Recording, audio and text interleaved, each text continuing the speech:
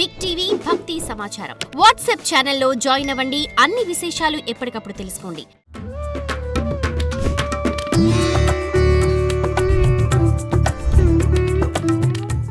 So friends, 1 day tour కుంభమేళాలో మీరు చూడాలనుకునే ప్రదేశాల గురించి ఒక్కసారి చెప్తాను, కాన్సన్ట్రేట్ చేయండి.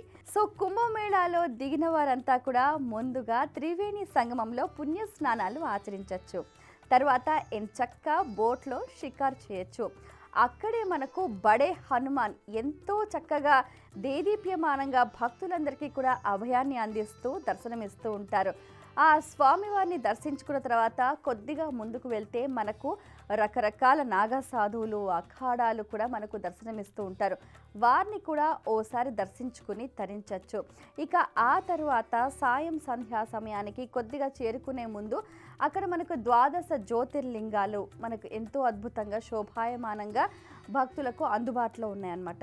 వాటిని దర్శించుకున్న తర్వాత శాస్త్రి ఘాట్కి చేరుకుంటే ఆ విద్యుత్ దీపకాంతుల నడుమ మొత్తం కుంభమేళ అంతా కూడా కళ్ళు మిరుమిట్లు గొలిపే విధంగా చక్కగా కనపడుతుంటుంది. ఆ దృశ్యాన్ని 2 కళ్ళతో చూడాలే కానీ అది ఎంతో అద్భుతంగా ఉంటుంది. ఇక ఆ తర్వాత 7 గంటలకు ఎంతో చక్కగా ప్రతిరోజు సాయం సంధ్యా సమయాన ఆ నదీమా తల్లికి చక్కటి హారతిని సమర్పిస్తూ ఉంటారు. సంప్రదాయబద్ధంగా సాగే ఆ హారతిని వీక్షించటం జన్మజన్మల పుణ్యఫలం అని చెప్తూ ఉంటారు. ఇక ఆ తర్వాత 8 గంటలకు ఎంతో ఆహ్లాదాన్ని అందించే అక్కడ వాటర్లో మంచి లేజర్ షో ప్రతి ఒక్కరికి కూడా కనువిందు కలిగిస్తూ ఉంటుంది. వీటితో పాటుగా మనకు చాలా రకాల ఘాట్స్ ఉంటాయి, వాటిని కూడా దర్శించుకోవచ్చు. దశాశ్వమేధ్ ఘాట్, విఐపి ఘాట్, ఇలా రకరకాల ఘాట్స్ ఉంటాయి.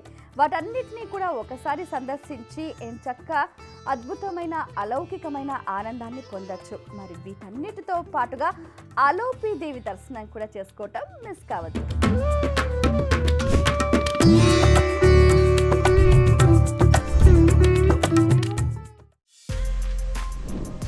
For more videos like this, subscribe Big TV channel.